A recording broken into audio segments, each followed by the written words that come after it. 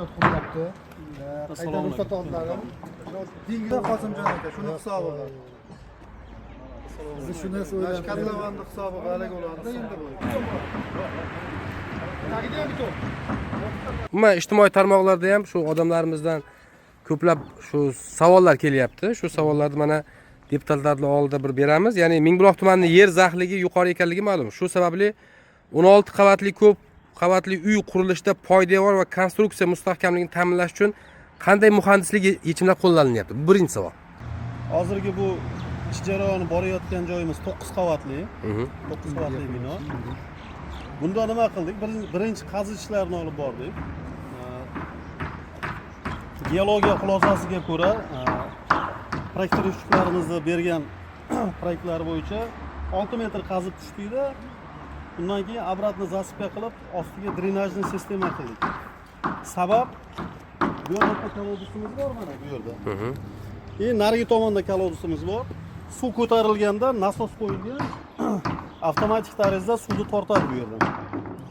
Zax shtobi tepaga urmasligi uchun. Undan keyin pastimizga 10 santimetrlik mana podbetonka to'kkanmizda, undan keyin 2 sloy izolyatsiya qilganmiz. 3 mmlik 2 sloy 6 mm izolyatsiya qilganmiz. Izolyatsiyani ustidan endi hozir podushkamizni qilyapmiz. Podushkamizni betoni ham ximik добавкалар qo'shilgan sulfatli beton deydi. Sho'rga, zaxga mustahkam chidamli beton bo'ladi. Binomiz 9-qavatgacha to'liq железобетон bo'ladi. Plita bo'lmaydi. Armaturlarimiz ham hammasi Rossiyadan primoy olib kelyapmiz. Shu standartga javob beradigan, hamma talablarga javob beradigan bo'ladi. Xo'p, yana bitta savol. Umuman uy zilzila bardoshlik jihatdan necha balga mo'ljallangan? Hammasi proyekt bo'yicha, geologiya hammasini xulosalari bo'yicha 9 balga turib beradi, xudo xolasa. Demak, hozir qurilish materiallarini mahalliy ishlab chiqaruvchilarnimi yoki chet elnikimi degan savolimizga, demak, Rossiyadan olib kelyapsizlar. Ha, oddiy misol mana faneramiz, mana ishlatayotganimiz. Bu ham Rossiya davlatida ishlab chiqarilgan. Armaturamiz ham asosiy mahsulotlar importni bu.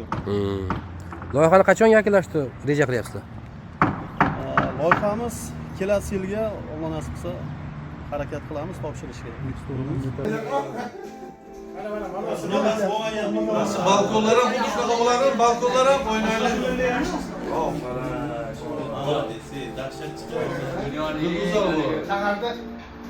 Rivojlangan davlatlardagi binolardan bo'ladi. Mana hozir kirgan joyimiz mana shu. Ülkemizde başka rahbarlarını, kollektivlerini, kallerini sağ olsun, sağ olsun, rizkları ulug' bo'lsin. Ularda ofat kulbatlardan Allohning o'zi asrab, doim xalqni ardog'ida bo'lsin. Amin. Mana shu uylarni bitgandan keyin uy to'ylaridan barchalarimiz qatorimizdan kam bo'lmasa sog' salomat kelib, to'ylarni o'tkazishni nasib qilsin. Alloh